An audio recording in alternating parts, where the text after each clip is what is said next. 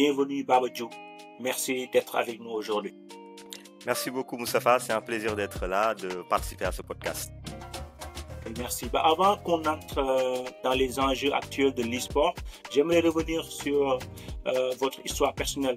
Est-ce que vous vous souvenez de moments clés ou d'une compétition ou même d'une émotion particulière?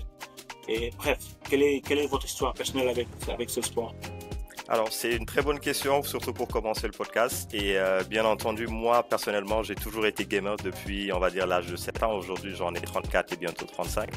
Et j'ai eu cette passion grâce à mon grand frère, donc qui était un grand gamer. Et je me rappelle très jeune, en fait, j'allais le chercher dans les salles de jeux de Dakar pour qu'on aille à la maison pour manger, etc. Et à l'époque, je me rappelle encore une fois, il y avait, c'était plus les gérants de salles de jeux qui étaient les meilleurs joueurs. Donc quand tu arrivais à les battre, tu étais considéré comme le meilleur du quartier. Et lui, il faisait ça.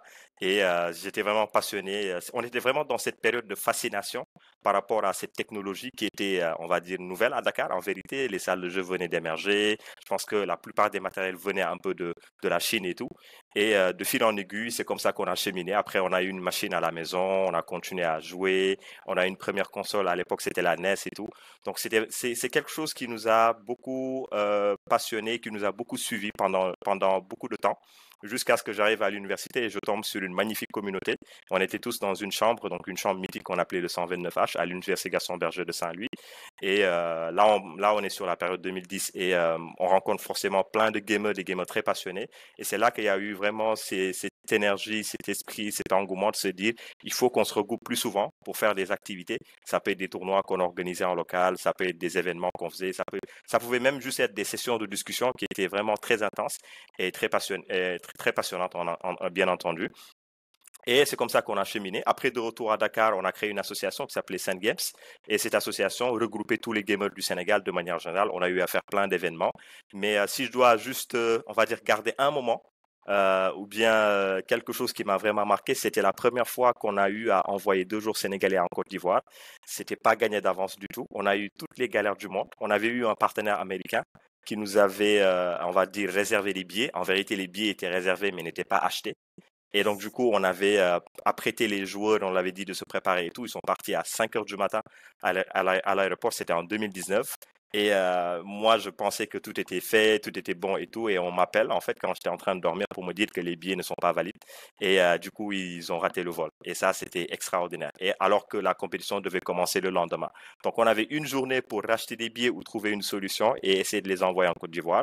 Donc, c'est comme ça qu'on a commencé à chercher à retourner le monde, on va dire, de manière générale. Et jusqu'à avoir une opportunité, en tout cas avec toujours les mêmes partenaires, de pouvoir au moins payer et d'assurer que les billets sont achetés. Donc, je pense qu'on avait pris même la compagnie Air Sénégal qui avait pu aider en tout cas à pouvoir transporter les joueurs. Et ils sont arrivés vers 23 heures. Et l'histoire elle est tellement belle et tellement intense qu'on a fini par remporter la compétition. Et c'était une grande première pour le Sénégal. C'était la première fois qu'on devenait champion d'Afrique parce que c'était une compétition qui avait rassemblé près de 16 pays africains sur le jeu célèbre FIFA. Et voilà, le petit qui avait 16 ans à l'époque l'avait remporté et c'était exceptionnel. Donc c'est un moment qui m'avait marqué, qui m'a tellement marqué que je me suis dit voilà, je me vois bien en tout cas faire carrière dessus, évoluer dessus, et essayer de fournir en tout cas ces émotions-là parce que c'était quand même quelque chose d'exceptionnel. Ouais, c'est super, hein. Et puis sentir cette passion quand vous racontez même l'histoire, c'est extraordinaire. Bon, pour ceux qui ne connaissent pas le e-sport, qu'est-ce que c'est que le e-sport exactement? Alors, l'e-sport, on va dire que c'est du gaming, mais en compétitif. Donc, c'est juste des compétitions de jeux vidéo organisées. Ça peut être organisé par des associations, ça peut être organisé par des fédérations, mais la plupart du temps, on va dire que l'e-sport, c'est, on va dire, une échelle. Et tout en haut de l'échelle, on a les éditeurs de jeux, donc les propriétaires des jeux. Pour des jeux comme FIFA, on peut citer EA Sport. Pour des jeux comme PES, qu'on connaît surtout au Sénégal, on peut citer Konami, etc. Et après, tu as les marques. Ça peut être Orange, ça peut être Samsung, ça peut être Coca-Cola, ça peut être plein d'autres marques comme Red Bull, par exemple, qui a une stratégie e-sport bien définie. Et après, tu as tu as les associations et les fédérations. Tu as aussi les organisateurs. Il y a des organisateurs de compétition qui existent un peu dans le monde. C'est des agences privées, des entreprises privées. Et tout en bas de l'échelle, tu as les communautés. donc les joueurs, qui étaient censés être en tout cas au sommet de l'échelle en vérité. Mais aujourd'hui, on peut dire que c'est l'élément le plus important. Donc aujourd'hui, c'est des compétitions qui sont organisées. Je pense que ça existe depuis la fin des années 90, ça a commencé à être popularisé. Nous, au Sénégal, on a commencé vraiment à faire de l'e-sport à partir de 2011. Quand l'association est née, quand il y a eu plein de tournois, il y a eu quand même des tournois, en tout cas, qui étaient des tournois précurseurs. Et aujourd'hui, on tend vraiment à en faire vraiment un vrai métier, à beaucoup plus professionnaliser cela et à faire émerger l'histoire de manière générale. Ouais. Mais aujourd'hui, si on prend du recul, à quoi ressemble l'écosystème e-sportif, comme on peut le Bien sûr. dire, en Afrique? Est-il structuré? Je veux dire, existe-t-il des vraies ligues, des compétitions, des clubs bien installés ou pas encore? Alors, est-ce que l'e-sport est structuré? Je dirais oui, mais c'est du cas par cas. Donc, dans certains pays, c'est très structuré. On a même une fédération. On peut citer par Mhm. exemple le Maroc ou même l'Égypte. L'Égypte a une fédération depuis 2001, par exemple, ce qui est exceptionnel. Donc, l'Afrique du Sud a une fédération, mais c'est encore plus compliqué puisqu'il y a quand même deux aspects à noter au niveau de l'Afrique du Sud. Donc, il y a le clan des Whites et le clan des Blacks, et ça, c'est assez compliqué à développer de manière générale. Mais pour la plupart des pays africains, je pense que c'est encore difficile de dire que c'est structuré, mais il y a quand même de l'existant. L'existant, c'est quoi? C'est soit une association qui est en place, soit c'est juste des communautés donc qui font des événements, ou soit c'est des compétiteurs qui sont un peu séparés, qui attendent forcément des opportunités. Il n'y a pas pour l'instant de ligue officielle africaine, donc qui rassemblerait pratiquement tous les pays africains. C'est ce à quoi on tendrait avec la Confédération africaine. Je pense que j'aurai l'occasion de revenir dessus. Il y a des clubs établis qui existent depuis très longtemps. Il y a Anubis eSport qui est basé en Égypte. Il y a plein de clubs comme MDJS qui est basé au Maroc. Il y a aussi Goliath Gaming et Bravado Gaming qui sont des clubs e-sport qui sont basés en Afrique du Sud qui existent depuis très longtemps. Et nous, Solo eSport, on existe depuis 2020. Donc oui, il y a des clubs qui sont établis, des clubs professionnels qui font des compétitions régulièrement. Mais avant de fonder Solo eSport, à quoi ressemblait votre quotidien? C'était les études, le travail, les premiers projets. Alors, moi, avant Solo eSport, j'étais plus dans l'associatif, donc avec l'association Sen Games. Donc, c'était moins intense, c'était moins un travail day by day, comme on dit. C'était plus, on va dire, des activités qui venaient régulièrement. Ça pouvait se faire chaque 2 mois, chaque 3 mois, des fois même chaque semaine, en fonction des partenaires qu'on a, en fonction des objectifs qu'on avait. Mais généralement, moi, j'ai été en entreprise. J'ai fait 7 ans en entreprise. J'ai travaillé dans le digital et dans la communication, tout ce qui est communication digitale, stratégie, conseil, etc. Et quand on a eu l'opportunité de créer Solo Sport, c'est là que je me suis consacré à 100% à l'histoire. Voilà, ça, c'est super. Et justement, Solo Sport, quelle est l'identité du club? Quelle est l'identité? Quelles sont ses valeurs et ses disciples? Euh, ces plus grandes réussites que vous avez fait avec Solo Sport? Alors, Solo eSport, on peut dire que c'est parti d'une volonté de créer une élite de joueurs compétitifs sénégalais et plus tard africains. Parce qu'on avait forcément une vision sur l'Afrique. On savait qu'au Sénégal seul, on ne pouvait pas vraiment amasser le maximum d'audience, capter le maximum d'audience, parce que l'Afrique en a besoin. C'est un projet qui est parti on va dire, d'une certaine envie de manière générale de pouvoir développer le secteur, créer un hub pour le Sénégal, mais surtout montrer que l'Afrique a des talents et l'Afrique est capable d'être compétitif à l'international. Parce que ça faisait longtemps qu'il y avait des joueurs africains qui partaient à l'aventure, qui partaient faire des compétitions, mais il n'y a pas eu vraiment une vraie victoire, quelque chose de stand-out qu'on pouvait noter et dire que oui, ça a été fait par des Africains et tout. Et nous, on est parti en tout cas de ce besoin-là de créer une élite de joueurs, de les former, de les accompagner, de les donner des moyens et de faire en sorte que ces joueurs-là puissent accomplir quelque chose. Et si je dois répondre à la question de l'accomplissement, en 2024, c'était le jour de l'élection du président de la République, Diomaye Faye. Et on a été champion du monde. C'était à Los Angeles. Et c'était sur un jeu de combat qui s'appelle Guilty Gear Strive. C'est une grande première pour l'Afrique. Et surtout, quelque chose d'exceptionnel parce que c'est un travail, voilà, un long travail qui a été récompensé. Parce que ça faisait des années quand même qu'on préparait le joueur, qu'on préparait les compétitions. On avait fait à peu près le tour du monde, on va dire. On a fait l'Europe, on a fait l'Afrique, on a fait l'Asie, on a fait les États-Unis plusieurs fois. Et jusqu'à avoir forcément gain de cause. Donc, une victoire, une très belle victoire. Je pense que c'était un 24 mars, donc c'était quand même quelque chose d'exceptionnel. Donc aujourd'hui, en termes de résultats, c'est peut-être notre plus haut pic. On ambitionne aussi d'être compétitif sur d'autres jeux, notamment EA, qui est le jeu phare en Afrique, très joué et tout, et d'autres jeux, bien entendu, comme les jeux mobiles, qui sont aussi, on va dire, un secteur à ne pas laisser en rate. Et honnêtement, la vision ou bien la mentalité, c'est vraiment l'excellence. C'est aussi un groupe de personnes qui se connaissent depuis très longtemps, qui ont eu à accomplir des choses ensemble et qui avaient envie vraiment de travailler ensemble, de s'unir pour un projet commun, tout en restant le plus cool possible, bien entendu, et tout en essayant aussi de refléter forcément l'énergie et l'esprit africain. Ouais. Mais on sent bien que vous êtes très actif à tous les niveaux, mais qu'est-ce qui vous motive chaque jour à faire plus? Est-ce une question d'ambition personnelle ou vous ressentez un devoir envers la jeunesse africaine? On va dire les deux. L'ambition personnelle, c'est que moi, de base, j'ai toujours été passionné par les jeux vidéo. Je pense que je l'ai mentionné et l'e-sport est arrivé à pic. Faut savoir que j'ai fait à peu près les deux facettes du jeu vidéo de manière générale. La création de jeux, j'ai été dessus, j'ai travaillé dessus. J'ai senti que c'était quelque chose d'important, d'impactant, mais il nous fallait déjà des ambassadeurs à l'international pour que les gens puissent connaître la destination Sénégal, puissent connaître l'Afrique de manière générale et puissent valoriser un peu tout ça. Et il fallait envoyer des compétiteurs, des athlètes qui sont bien préparés, qui sont bien accompagnés. Et c'était un peu le challenge que j'avais au départ. Et c'est un peu cette flamme qui me nourrit, me passionne et qui fait que je continue en tout cas à pousser. Et je pense qu'on a fait du bon chemin. Et il faut quand même qu'on continue de pousser, de progresser dans ce sens-là.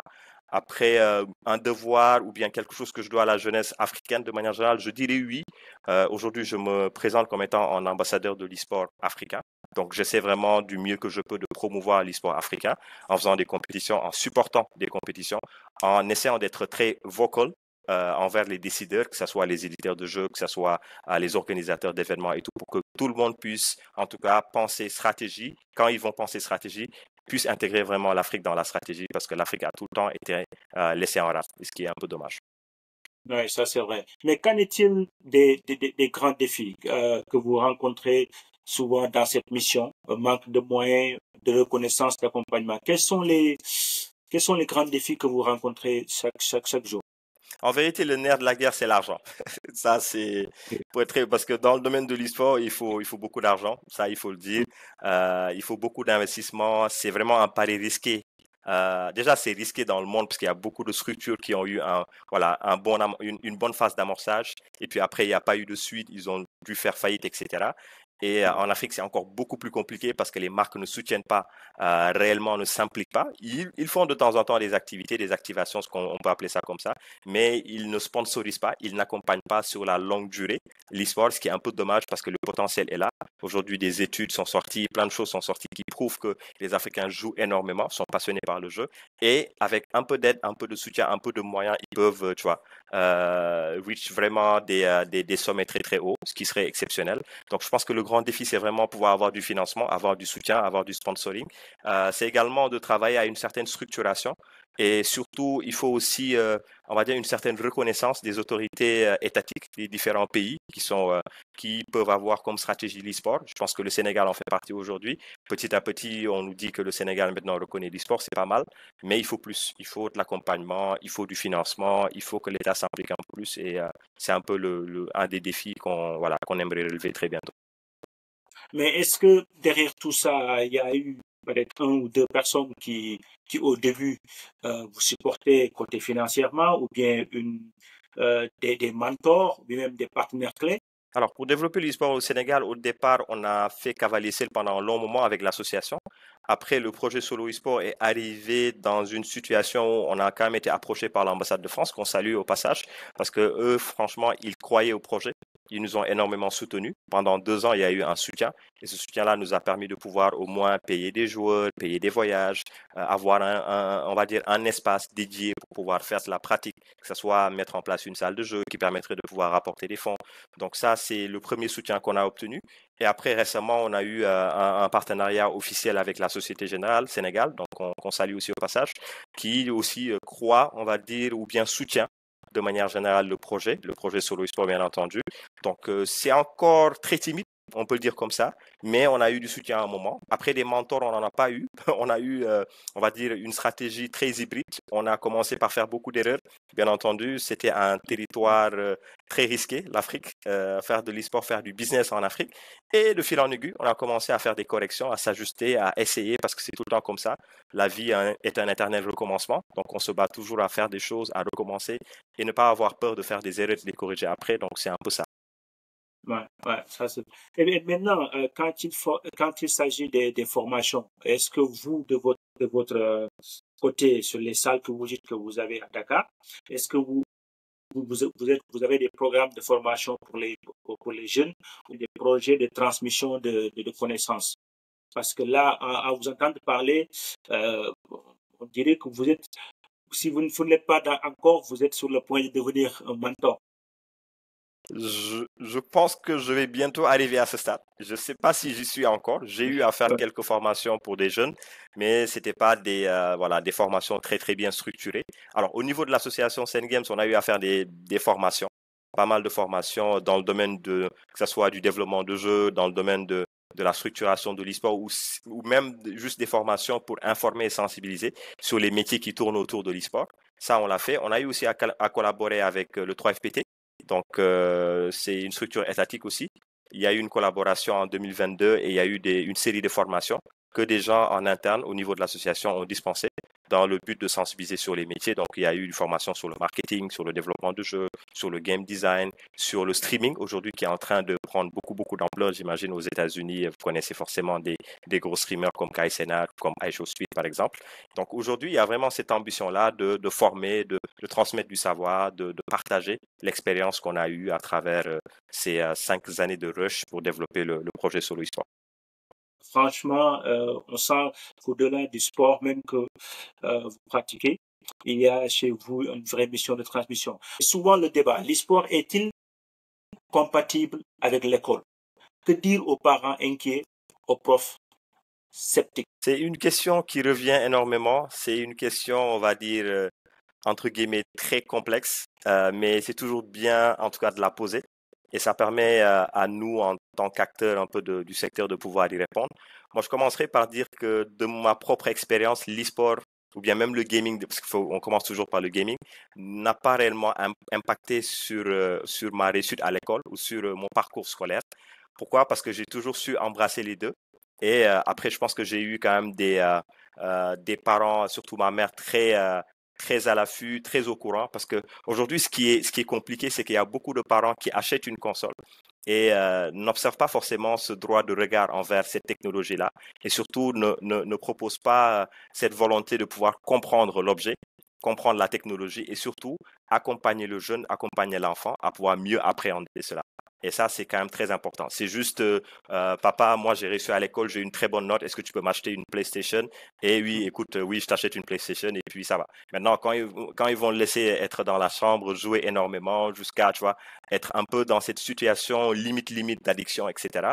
Et on va revenir dire oui, non, c'est à cause de la play, c'est à cause du gaming, etc. Alors que il devait forcément y avoir un moment d'observation, un moment d'accompagnement de la part du parent. Parce que un objet restera toujours un objet. Aujourd'hui, le jeu vidéo est un produit culturel comme le cinéma, comme la musique. Si on laisse le jeune enfant regarder trop de films aussi, c'est compliqué. Ça peut pousser à l'addiction. Et ça peut aller vraiment vers des dérives aussi parce qu'on a vu beaucoup de jeunes être exposés à des contenus adultes à un moment parce qu'il n'y a pas eu d'encadrement. C'est la même chose pour la musique, écouter des musiques qui sont des musiques quand même, voilà, très déplacées, etc. Donc, de la même manière, un produit culturel comme le jeu vidéo, c'est également un produit culturel qui demande accompagnement et observation. Aujourd'hui, on ne peut pas acheter des jeux de plus de 18 ans parce que c'est marqué avec la technologie, avec la classification PEGI. Donc, c'est marqué tout le temps à chaque fois que tu achètes un jeu. C'est marqué PEGI 16, PEGI 18, etc. Donc, on ne peut pas acheter un jeu comme par exemple GTA à un jeune qui a 16 ans ou qui a 15 ans, qui peut-être n'a pas encore tout compris. Et donc, c'est important tout le temps d'avoir ce suivi-là. Moi, je pense que la chance que j'ai eue, c'est que ma mère jouait avec nous à l'époque parce qu'on jouait à Mario Kart. Donc, c'était vraiment une console de famille, on jouait ensemble. Et ça lui permettait un peu de comprendre. Si je dois aussi raconter des anecdotes, moi, c'est grâce aux jeux vidéo que j'ai appris l'anglais. J'ai pas appris l'anglais grâce à l'école. L'école, c'est vraiment des cours très short. Il y avait bien entendu des clubs anglais et tout, mais c'était pas assez pour parler, c'est pas assez pour comprendre. Et c'est à travers les téléchargements de jeux, à travers beaucoup de jeux où il y avait ce qu'on appelle des synopsis, et ce qu'on appelle des tutorials, et ces tutorials-là, en fait, te permettaient de pouvoir comprendre. À défaut, tu allais demander de chercher un mot parce que tu avais besoin de ça pour avancer sur le jeu. Moi, c'est grâce aux jeux vidéo que j'ai appris beaucoup de choses sur l'histoire. J'ai appris la guerre de sécession grâce à Assassin's Creed, par exemple. J'ai appris beaucoup de civilisations grâce aux jeux vidéo, comme par exemple la civilisation gréco-romaine. Ça, c'était grâce à un jeu qui s'appelait Age of Empire. Et ainsi de suite. Il y a beaucoup de jeux qui te permettent de pouvoir apprendre plein de choses. Récemment, il y a eu, j'ai vu sur les réseaux sociaux qu'il y avait un jeu qui avait titillé les esprits. Beaucoup étaient choqués parce que ça parlait de la Deuxième Guerre mondiale. Et il y avait tu incarnais un personnage qui s'appelait Idrissa, qui était sénégalais, un tirailleur sénégalais qui partait en guerre. Et ça te permettrait de ça te permettait de t'approprier, en tout cas, le jeu, ça c'est un. Et deux, ça te permettait aussi d'être au cœur de la chose et d'exécuter des actions et de comprendre que voilà, il y avait une relation entre ceux qui étaient envoyés en guerre, donc les tirailleurs, et ceux qui les commandaient, donc bien entendu les Français, etc. Donc tout ça, c'est du storytelling, c'est des histoires pour dire que le jeu vidéo, il faut pas l'acheter et le donner à son enfant et se dire, OK, tant pis, etc. Non, il faut un accompagnement, il faut un certain intéressement pour que ça puisse, voilà, qu'on puisse allier les deux, pour que ça puisse progresser ensemble. Parce qu'il y a beaucoup de choses à apprendre. Et aujourd'hui, quand j'entends addiction, c'est tout le temps cette question-là qui fait que les autorités, les décideurs ou même les parents sont très, on va dire, réfractaires par rapport à ce produit-là. Mais je me dis, il faut penser grand, il faut être très ambitieux et il faut voir. Si aujourd'hui on nous dit que le jeu vidéo est la plus grande industrie culturelle du monde, c'est pas pour rien. Un CD de jeu vidéo peut coûter entre 80 000 jusqu'à 100 000 francs. Un CD de musique ne coûte pas autant. Un CD de film ne coûte pas autant. Donc, ça en dit long. Donc, si on prend l'industrie de la musique et du cinéma réunis, le jeu vidéo est beaucoup plus grand et le dépasse. Et si on regarde en termes de travail, en termes d'emploi, en termes d'opportunités professionnelles et même d'insertion, le jeu vidéo, c'est pas des enfants qui les développent.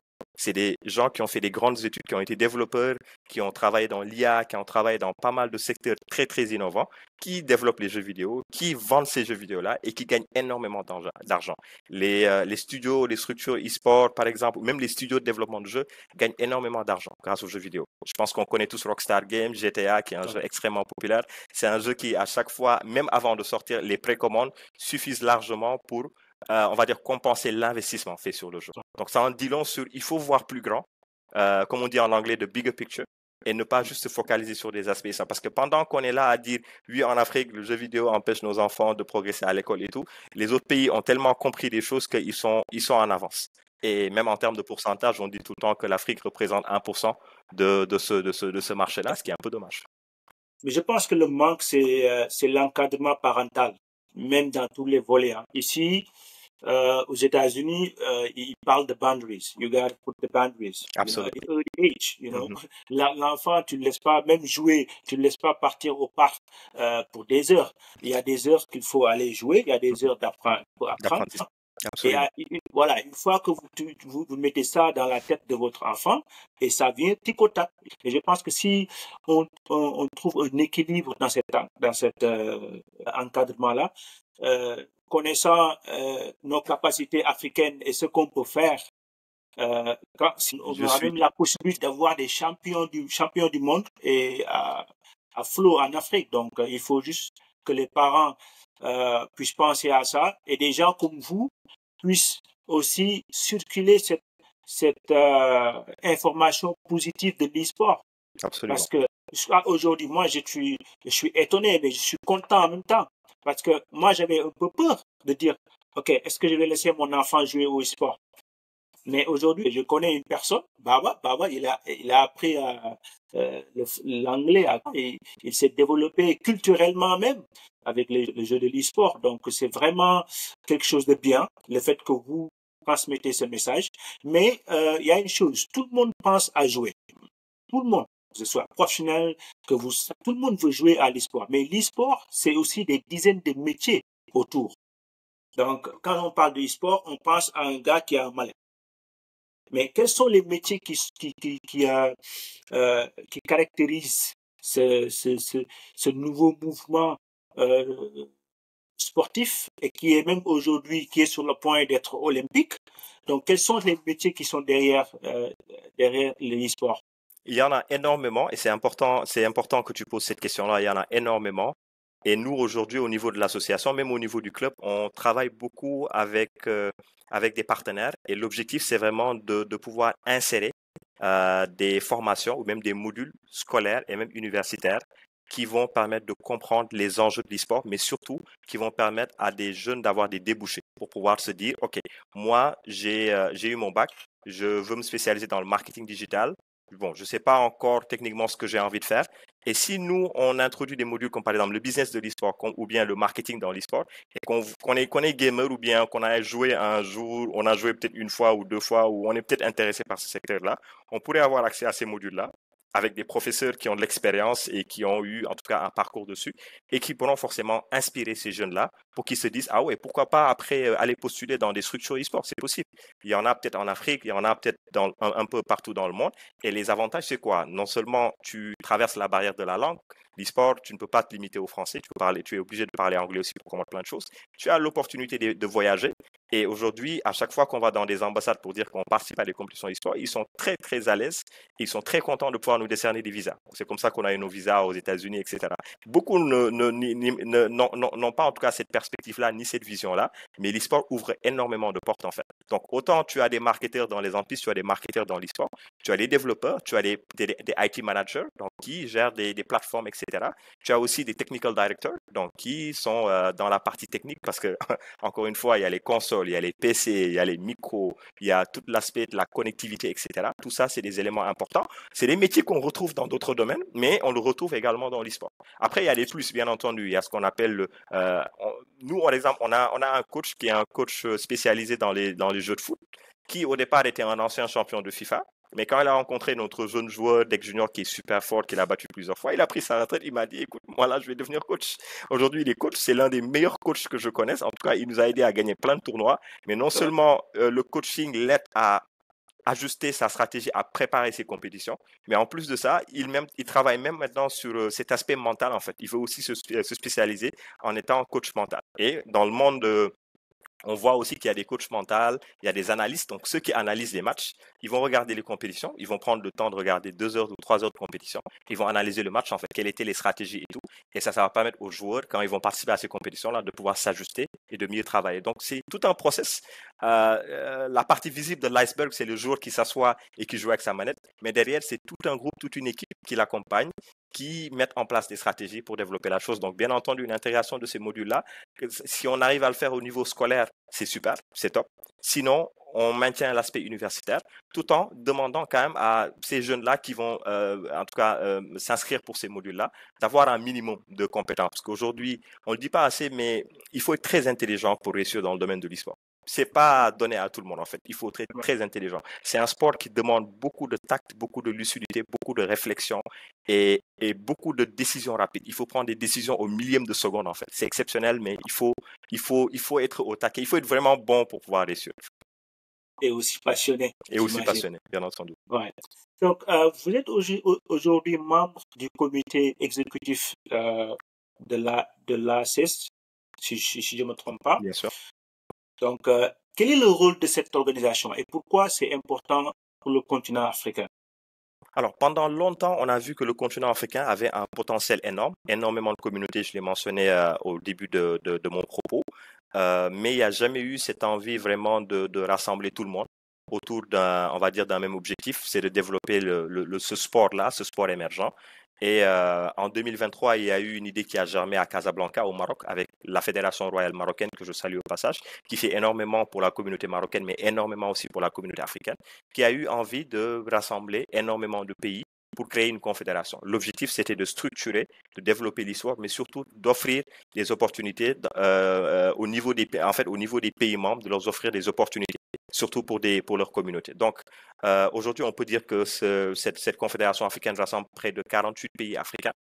Et chaque représentant de pays, c'est soit une association ou une fédération, en fonction avec qui on parle.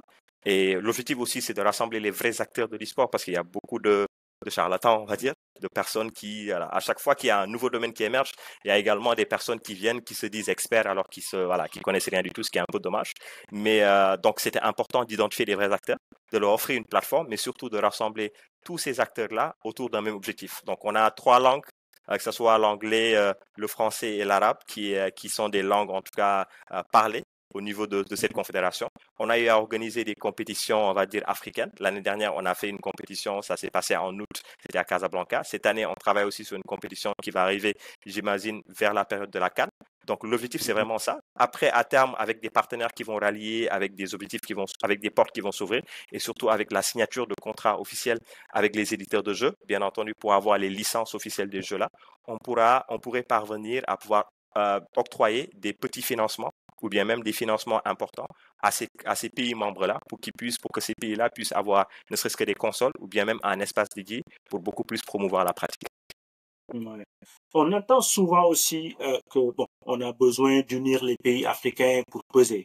Mais comment créer une vraie ligue panafricaine? Parce que c'est bon de faire des championnats d'Afrique, mais je pense que une ligue e-sport où euh, on va passer 8 mois, bien 6 mois à jouer entre pays, entre jeunes, ce serait bien. Mais est-ce que vous pensez que est-ce c'est faisable en ce moment? Alors, c'est une des ambitions que la Confédération a, mais il y a énormément de challenges qu'on ne dit pas généralement. Le premier challenge, c'est la connectivité. C'est le fait que l'Afrique est un énorme continent, ce que les éditeurs de jeux n'ont pas compris. Déjà, le problème majeur, c'est que sur les jeux majeurs où les joueurs africains sont dessus, évoluent dessus, il n'y a pas de serveur. Il n'y a pas vraiment de serveur dédié qui permet de jouer dans les meilleures conditions. Aux États-Unis, on pourrait noter une cinquantaine, une centaine de serveurs dans les différents États. Ce n'est pas le cas en Afrique. Il n'y a que le Nigeria, si ma mémoire est bonne, et peut-être l'Afrique du Sud qui ont des serveurs. Donc le reste, nous, au Sénégal, on joue sur les serveurs européens. Des fois, on joue sur les serveurs du Moyen-Orient, mais la plupart du temps, on joue sur les serveurs européens. Le plus proche, c'est le serveur c'est un serveur, je pense, qui est basé soit en Espagne, soit en Allemagne, etc. Et c'est ça, en fait, qui est compliqué. C'est pour ça que pour l'instant, on ne peut pas organiser des ligues, parce qu'on ne peut pas organiser des ligues aussi en offline. Ça va être très compliqué en termes de budget, en termes de moyens, et surtout pour déplacer les pays. Ce qu'on ne dit pas aussi, c'est que les billets d'avion en Afrique, ça coûte excessivement cher.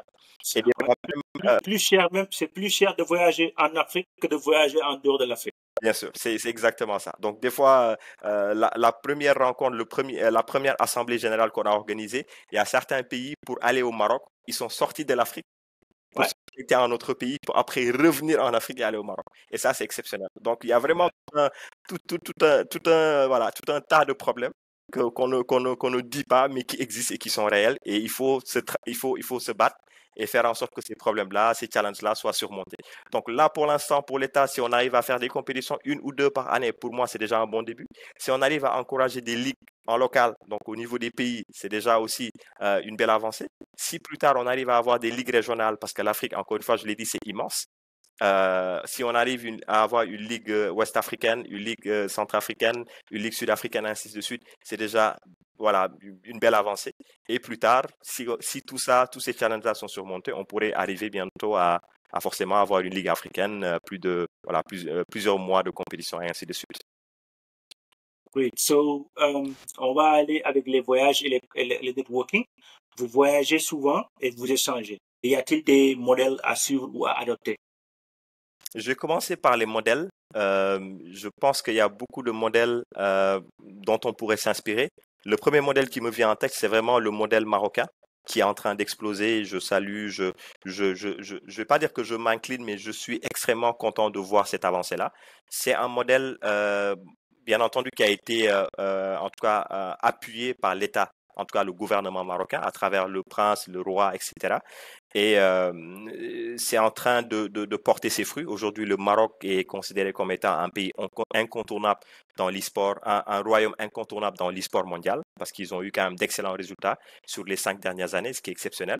Et ils ont eu une période d'enfermement où ils ont un peu fermé le pays pour travailler sur différentes associations. Ils ont créé un comité, et ce comité-là était rassemblé plusieurs associations qui venaient de différentes régions du Maroc, ainsi de suite. Après, ils ont fait des élections, ils ont élu un bureau, donc une fédération royale marocaine, qui est sous tutelle du ministère de la Jeunesse, on va dire marocaine. Et ça, c'est ce ministère-là aussi ne les a pas juste élus et les a laissés cheminer. Non, ils les accompagnent, ils organisent des événements, ils injectent énormément de budget pour que le Maroc puisse aussi accueillir d'autres pays, d'autres spécialistes, d'autres experts de l'e-sport qui viennent aussi découvrir ce qui se fait en Maroc, ce qui se fait au Maroc. Donc la connectivité y est parce qu'il y a beaucoup de challenges entre Inouï, Orange et ainsi de suite. Ils font des événements, donc des festivals. Je pense qu'en ce moment, il y a la Moroccan Game Expo qui est en cours, donc qui se passe à Rabat, qui est exceptionnel, qui rassemble énormément de. Je pense qu'on est, c'est plus de 41 000 personnes qui vont se rassembler là-bas, ce qui est exceptionnel. Donc c'est vraiment un modèle dont il faut s'inspirer pour les autres pays africains, même si on sait que c'est pas facile, parce qu'aujourd'hui on peut avoir des pays qui reconnaissent l'e-sport, mais qui derrière ne vont rien faire, ne vont pas injecter de budget, vont juste considérer que c'est juste un sport accessoire comme le Scrabble, comme bon, c'est pas pour tirer un peu sur ces sports-là, mais ils le relèguent à ce plan-là. Si je prends l'exemple du Sénégal, si on parle pas de football, de lutte et de basket, on est désolé, le sport ne se limite qu'à ça en fait, en réalité. Quels que soient les autres exploits dans les autres sports, ils vont jamais avoir cette reconnaissance-là, ce qui est un peu dommage. Donc, on voit beaucoup d'athlètes pour la préparation des JO se plaignent énormément, sont obligés d'aller s'entraîner à l'étranger, ainsi de suite. Donc, c'est également un problème. D'autres modèles, je pense que le modèle français est le modèle peut-être qui se rapproche le plus du Sénégal, si je dois juste prendre un exemple. En France, il n'y a pas de fédération e-sport reconnue par l'État. Il y a juste des associations qui sont accompagnées. Il y a France e-sport qui est une association qui essaie de regrouper un collège d'acteurs. Parce qu'en France, il faut savoir qu'il y a quand même des entreprises extrêmement puissantes, des gros clubs e-sport qui brassent des milliards de dollars et qui aujourd'hui sont tellement puissants qu'on ne peut pas les ignorer. Donc, il faut travailler à s'unir avec ces clubs-là. Il y a également ce qu'on appelle les éditeurs de jeux. Donc, il y a une présence des différents éditeurs. Tu as EA, tu as Konami, tu as Bandai Namco, ainsi de suite, qui sont présents, qui veulent aussi travailler avec les structures, on va dire, en interne. Et tout ça, en fait, ça demande des conversations, des discussions. La France aussi, je pense que via l'État, travaille à accueillir des gros événements. Je pense que ça, c'est une politique que le Sénégal aurait pu adopter. Et pour accueillir ces gros éléments, il faut faciliter plein de choses, ne serait-ce que les visas, faciliter en tout cas les espaces, travailler avec des hôtels, travailler avec pas mal de personnes parce que ça fait rentrer énormément d'argent à l'événementiel. Et ce qu'on ne nous dit pas, ça fait rentrer énormément d'argent et même peut imposer une taxe et diminuer peut-être les charges et tout pour permettre aux organisateurs de s'en sortir, mais aussi pour permettre à la France d'avoir une grosse visibilité. Et ça aussi, c'est un élément dont on ne parle pas souvent, mais pour moi, c'est quand même quelque chose de très important. En termes d'expérience de voyage, j'ai eu à aller à la Gamescom. L'année dernière, je suis parti à la Gamescom, c'était en Allemagne. C'est la plus grande conférence gaming mondiale possible. 400 000 personnes présentes sur une semaine, c'est exceptionnel. J'ai fait énormément de rencontres, j'ai découvert plein de choses. J'ai réseauté avec beaucoup de personnes, j'ai rencontré beaucoup de personnalités venant d'Asie, venant des États-Unis qui venaient aussi pour rencontrer d'autres acteurs. Et aussi, ça a permis de montrer un peu ce que l'Afrique faisait. Donc, les gens ont été au courant de ce qu'on faisait, nous, au niveau de Solo eSport, nos activités, nos jours et tout. On a essayé de discuter avec des personnes pour essayer de tracer du sponsoring, d'avoir du sponsoring sur le long terme ou même un accompagnement. C'est des choses qui vont pas être actées à l'instant T, mais c'est des choses qui pourraient arriver prochainement parce que le réseautage, c'est comme ça, le networking, c'est comme ça. C'est pas une première fois que tout va être signé. Il faut y aller plusieurs fois pour rencontrer les gens, pour qu'ils voient que tu existes, tu es encore en vie, parce qu'ils connaissent un peu la réalité des startups de manière générale. Et donc, tout ça, c'est important. Donc, j'ai eu à aller aussi en Asie. J'étais à Bali, je suis allé dans le cadre d'une compétition internationale organisée par la Fédération internationale ISF. Donc, là aussi, on a rencontré, il y avait 112 pays présents, exceptionnel. Donc, ça permettait aussi de faire du réseautage. Je suis allé aux États-Unis en 2023 pour l'Evo, donc la plus grande coupe du monde des jeux de combat. On a eu une belle place de 5e mondial, ce qui était exceptionnel aussi, sur 2474 joueurs, ce qui est incroyable. Et là aussi, après, je suis allé à LA. On a rencontré plein de personnalités e-sport, d'acteurs. Aux États-Unis, c'est différent. C'est vraiment un monde différent. C'est pas régi par l'État, c'est plus régi par la force des grandes entreprises, les grosses filiales. Le business pur et dur. Et c'est bien à voir. Ça donne de l'inspiration, ça donne des idées. Et nous, on a été overwhelmed en tout cas par tout ça. Très impressionné aussi. Et très bientôt, on aimerait pouvoir en tout cas développer ces stratégies-là Mais quel a été comment dirais-je, un déclic ou bien un moment de déclic ou bien une anecdote que vous pouvez nous dire quand vous étiez en Allemagne, en Asie, en Amérique?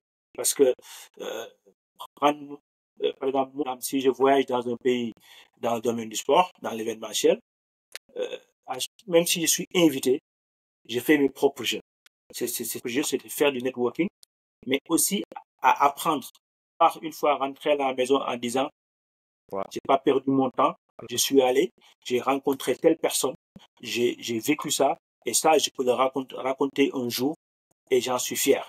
Mais quel a été ce moment, ou bien cette anecdote durant ces voyages que vous pouvez partager avec nous et que au moins peut-être un joueur ou bien un téléspectateur qui s'intéresse à l'e-sport ou bien au networking peut apprendre de ça une fois qu'il a l'opportunité d'aller dans un événement? Alors, je pense il y en a beaucoup. Je réfléchis, je me dis la Gamescom a été très impressionnante pour moi.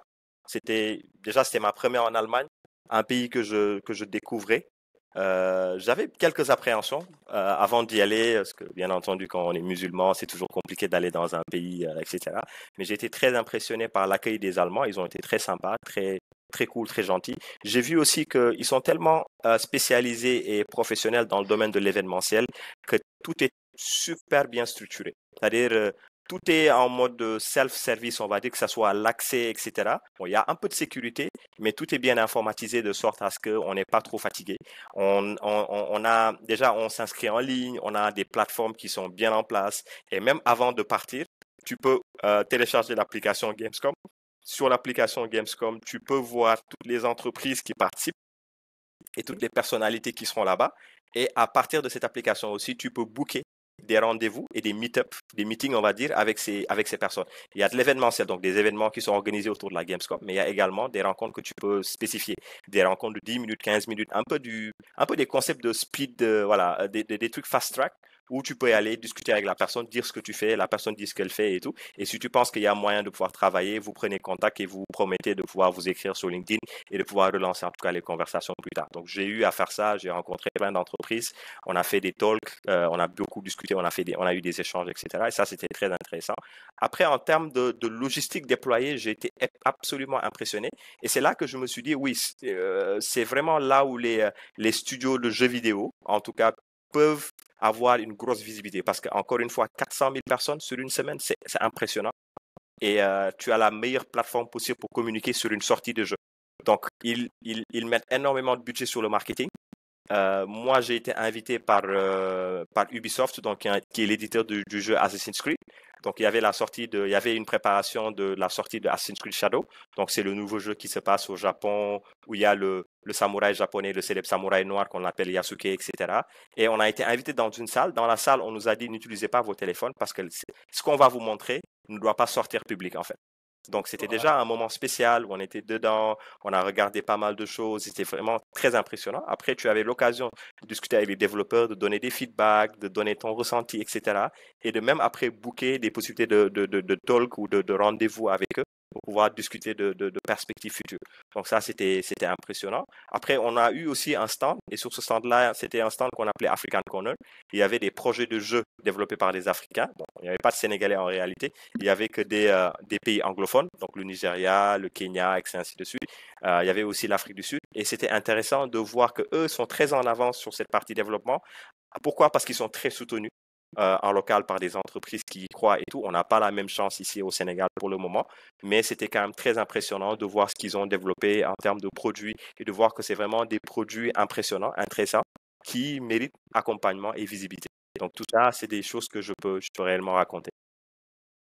Mais pour les jeunes qui nous écoutent, quels conseils pratiques vous pouvez peut-être leur donner pour débuter dans l'e-sport avec peu de moyens, mais beaucoup de volonté? Et en ce qui concerne aussi les plateformes ou communautés, qu'est-ce que vous recommanderez à quelqu'un qui veut se lancer sérieusement dans l'e-sport?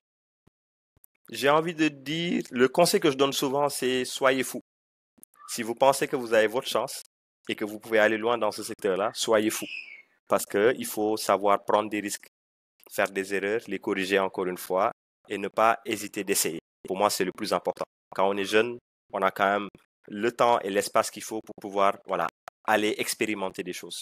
C'est absolument pas facile. Je pense que tout est fait pour échouer pour faire de l'e-sport en Afrique. Tout est fait pour échouer.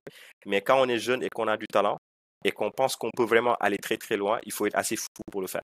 Je ne sais pas si c'était à refaire, j'aurais refait tout le parcours là. Ça a été très difficile. Il y a eu des moments où tu te dis, ah, est-ce que ça vaut le coup, etc. Il y a eu aussi des moments où on t'a mis beaucoup de bâtons dans les roues, il y a eu beaucoup de problèmes, etc. Mais on se dit, voilà quoi, c'est la vie, il faut apprendre et toujours essayer de se relever, c'est le plus important.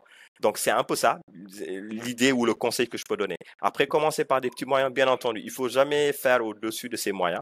Donc il faut juste y aller très mollo. Si on a besoin d'avoir une console, prends une console, une connexion stable et puis essayer de jouer en ligne, faire des compétitions. Parce que la chance que l'e-sport offre et que les autres peut-être secteurs n'offrent pas, c'est qu'on n'a pas besoin tout le temps de se déplacer pour faire des compétitions. Depuis chez soi, on peut jouer si on a une bonne connexion, si on a forcément tous les le jeu, parce que la plupart des jeux e-sport sont des jeux gratuits, on appelle ça free to play. Donc tu peux télécharger le jeu si tu as une bonne connexion et jouer en ligne, si tu as bien entendu le dispositif.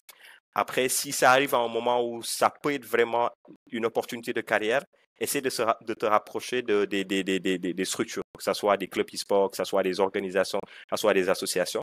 Aussi, l'e-sport, c'est un moment de socialisation. C'est un espace de socialisation.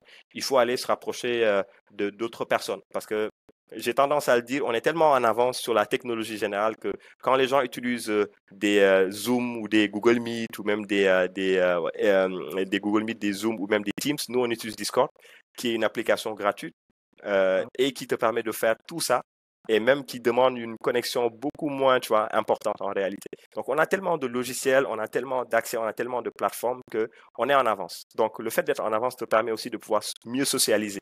Donc, à travers les réseaux Discord, tu peux te rapprocher de joueurs, de compétiteurs et voilà, pouvoir avoir une belle carrière, être bien entouré, ainsi de suite. Mais voilà, pour moi, c'est un peu le conseil que je peux donner. Donc, y aller très slow. Et si on sent vraiment que le potentiel est là, ben, n'hésitez pas à forcément foncer. Oui, mais pas mal. S'il y a, par exemple, un partenaire, un collaborateur qui voulait vous joindre pour appuyer le développement du sport au Sénégal ou bien même euh, collaborer avec la Confédération africaine, est-ce que vous pouvez partager les moyens de communication que vous disposez, que les gens peuvent vous contacter? Bien sûr. Nous, pour le club Solo eSport, on a notre email professionnel, donc contact@soloesport.sn. Les gens peuvent nous écrire là-bas. On est présent sur on est présent sur tous les réseaux sociaux. De manière générale, les réseaux les plus populaires, ça peut être Facebook, Instagram, Twitter, et à chaque fois, c'est le @Solo eSport. Donc, pour nous trouver. De la même manière aussi pour l'association SenGames, c'est contact@sengames.sn. Donc, les gens peuvent nous écrire, etc. On est aussi présent sur les réseaux sociaux, LinkedIn, Instagram, Twitter, ainsi de suite.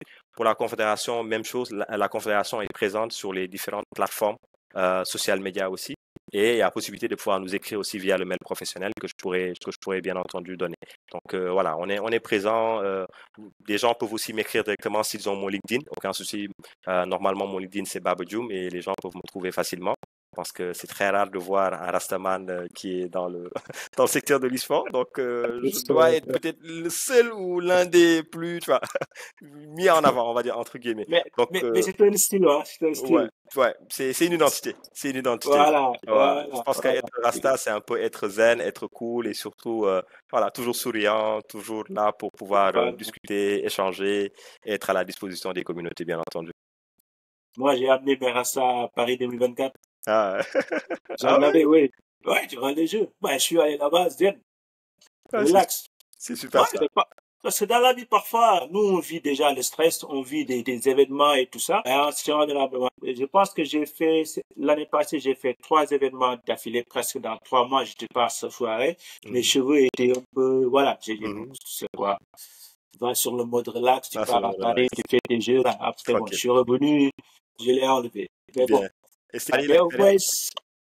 ouais, l'expérience, bon, on l'a vécu, hein, mais bon, après, euh, voilà, c'est une expérience qui était extraordinaire et je pense que dans toute l'histoire de tous les Jeux Olympiques, c'était l'un des meilleurs. Super, super, Ouais, l'un super. des meilleurs. Ouais. En tout Ouais. cas, c'est ce qu'on a vu à Donc, la télé. ouais, non, c'était Ah, super. ah, Ils ont bien assuré à Paris. Ils ont ouais. assuré. Donc, enfin, avant de nous quitter, on a une tradition ici, en fin d'épisode, chez nous, à Africa Talk Sports. Donc, si vous pouvez poser une question à notre prochain ou prochaine invité, quelle serait cette question? Alors, ça, c'est une bonne question. Moi, j'ai envie de dire, en fait, euh, si c'est vraiment un manager ou c'est quelqu'un qui lead une organisation, j'ai envie de lui dire comment il gère les moments de stress, les moments où c'est vraiment stressant, où on est à la porte de dire je lâche tout, quoi. Comment Ouais. il parvient, ou il ou elle hein, parvient à gérer ces moments de haut stress, en fait. C'est ma question. Ouais. Je pense que nous tous, on aura besoin d'entendre ça, quoi, parce que C'est pas facile, hein. c'est dur. Non, non, c'est pas facile. Mais bon, Yeah, il y a que la passion qui nous guide bien sûr. souvent, Surtout dans voilà, le qui sport. nous aide, surtout dans le sport. Mm. Maintenant, votre mot de la fin, parce que là, on tire à la fin de l'émission. Alors, Quel sera le mot de la fin? c'est juste te remercier hein, pour l'invitation, pour l'opportunité. C'est toujours bien de parler de passion. Moi, c'est ce que c'est ce que je dis tout le temps. C'est pour ça que je prépare même pas les réponses, je regarde pas Les les questions de réponses. manager parce que bon, je parle toujours avec passion quand il faut parler d'e-sport. C'est aussi remercier en tout cas tout le staff, hein, toute l'équipe de Solo eSport généralement, mon collaborateur et cofondateur sur le projet, donc Mamoudou Soumaré. J'ai pas l'occasion de le remercier tout le temps, mais c'est une personne exceptionnelle qui, je pense que sans lui, je n'aurais pas fait ce projet-là, en vérité. C'est un peu lui qui me drive et qui me tire vers l'avant. Donc, je remercie sincèrement l'équipe, hein, que ce soit Aziz, que ce soit Bak, que ce soit Moussa, que ce soit les autres aussi.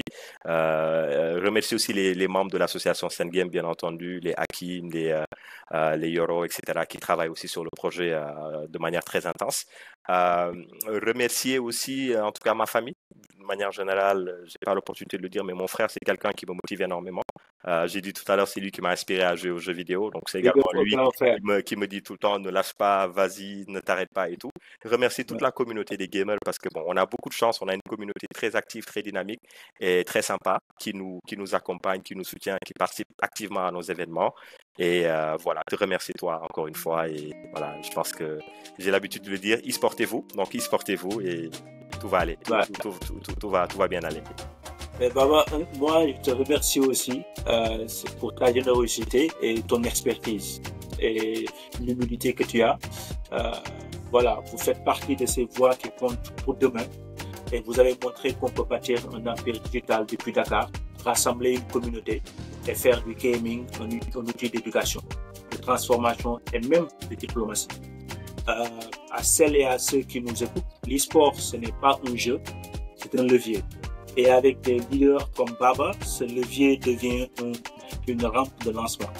Donc merci à tous, abonnez-vous, partagez l'épisode et n'oubliez pas, le futur du sport africain se joue aussi avec une manette. Donc à très bientôt dans les Africa Talk Sports.